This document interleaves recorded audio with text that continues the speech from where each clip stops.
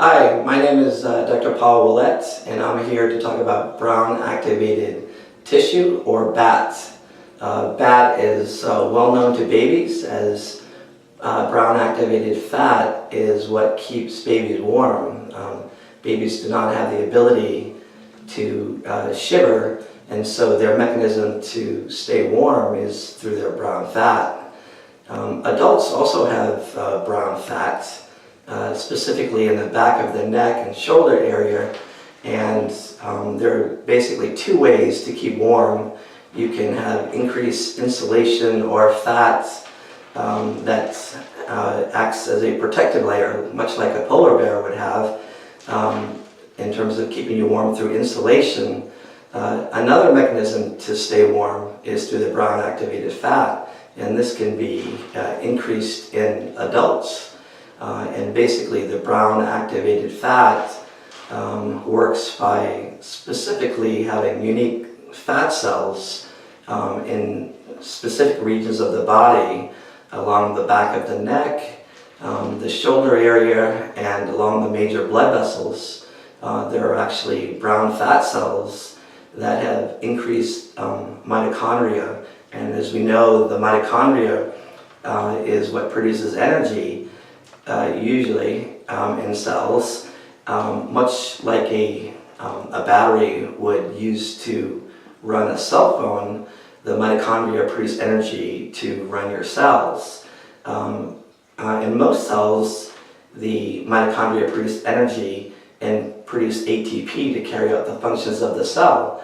But brown fat uncouples the oxidative phosphorylation of the mitochondria, and instead of producing ATP or energy, it produces heat. And so we have brown fat, and then we have white fat. White fat is the adipose tissue that we're more familiar with. We have subcutaneous white fat, which is underneath your skin, and then we have visceral fat. If you notice some adults who have a larger abdomen and a waist circumference, that's consistent with more visceral fat, and it's that visceral white fat that surrounds the organs, maybe the liver, the pancreas, and it's that white fat that we associate more with poor health. Specifically, you can have high blood sugar levels, or type 2 diabetes, or you can have hypertension, or you can have elevated cholesterol and triglycerides, all consistent with a metabolic syndrome due to the effects of the visceral fat. So in simple terms, brown fat is healthy in terms of producing heat and consuming energy, whereas the white fat or visceral fat can be very unhealthy, and that's something we want to limit.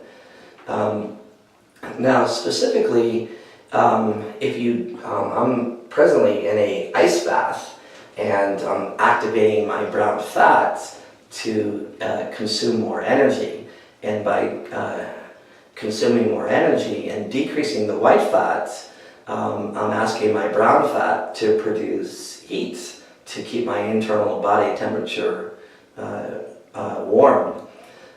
Specifically, there is a Dutchman, his name is Wim Hof. He's well known. He is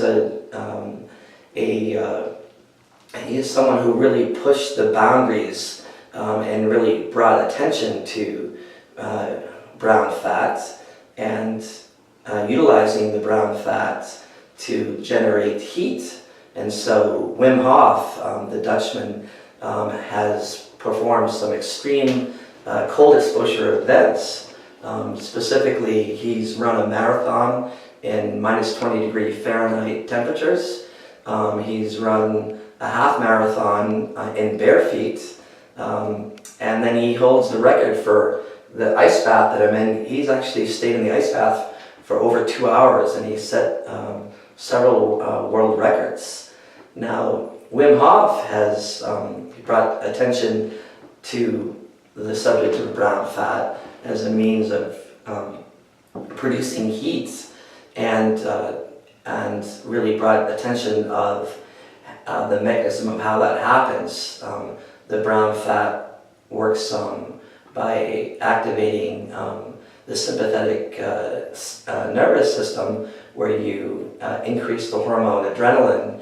And adrenaline, as you know, is a very short-acting hormone, but the adrenaline will make your airways dilate, so you have more oxygen to your body.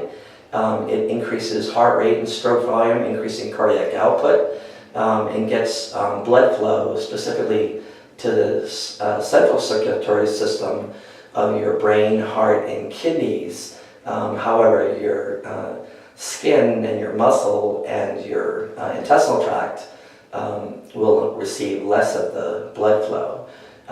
The norepinephrine specifically will activate the beta-3 adrenergic receptor, and that will activate the brown fat.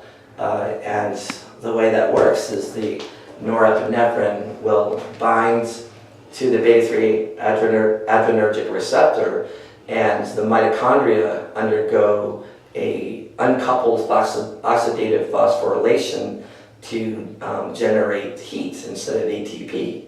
And the whole premise of cold exposure activation of brown fat is a very novel strategy for weight loss, as in effect, if we look at your increase of calorie intake versus your expenditure of energy, in this case activating brown fat, performing non-shivering thermogenesis, you'll consume considerable amounts of energy, and your net energy balance will be negative, and that is a mechanism for losing weight and for a novel treatment for treating obesity.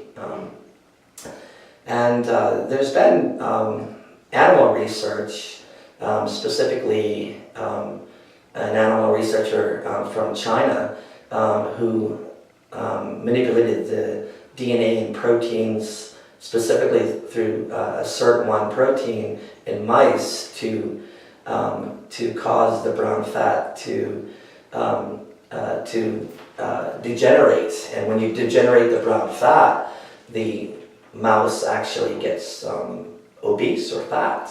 And so we can apply that to human research and human randomized control studies, in that if you have no brown fat and you're obese, then the opposite can apply. And if you activate the brown fat, you can consume the energy as a weight loss mechanism. There are several randomized control studies, one by Corey in 2015, using the drug ephedrine to demonstrate that the beta-3 adrenergic receptor can be activated, and this can be shown on an MRI that lights up, showing the areas of brown fat uptake. It's also the MRI combined with a PET scan. It's a combination imaging study to show the uptake of the brown fat, and again, that can be induced by ephedrine, which is that mimics the norepinephrine catecholamine activating the brown fat.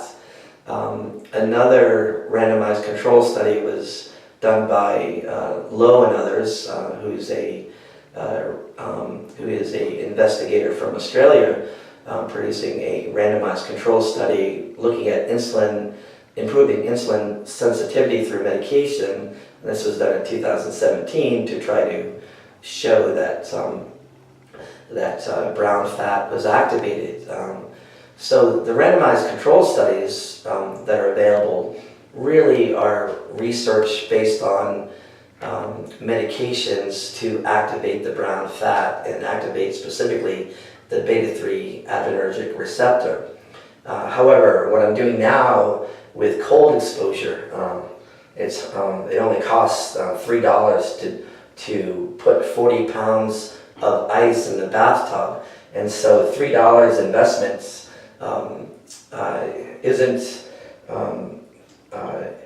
isn't going to generate significant amounts of money to warrant research and randomized controlled studies. And so we're really left with trying to find medications that will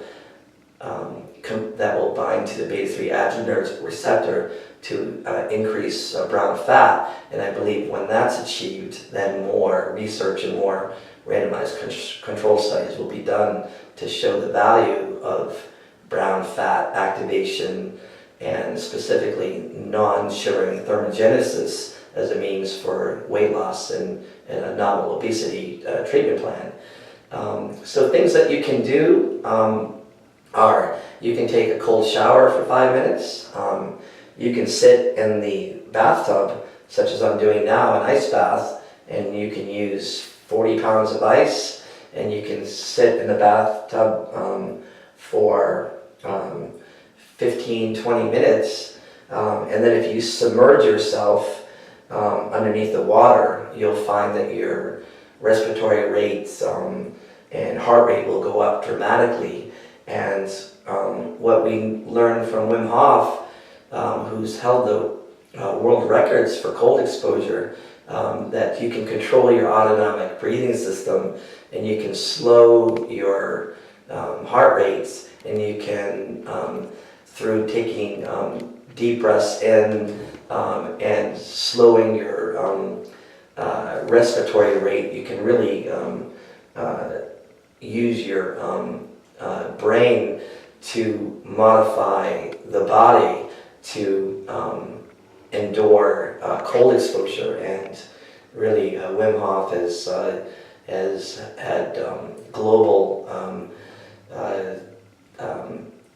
exposure demonstrating how effective brown fat activation is in terms of creating thermogenesis, heat, and demonstrating his mental toughness to endure the cold exposure with the benefits of losing weight and a very effective strategy for if you had high blood sugar or type 2 diabetes, then it would be an effective mechanism to burn up that energy with the brown fat to produce heat.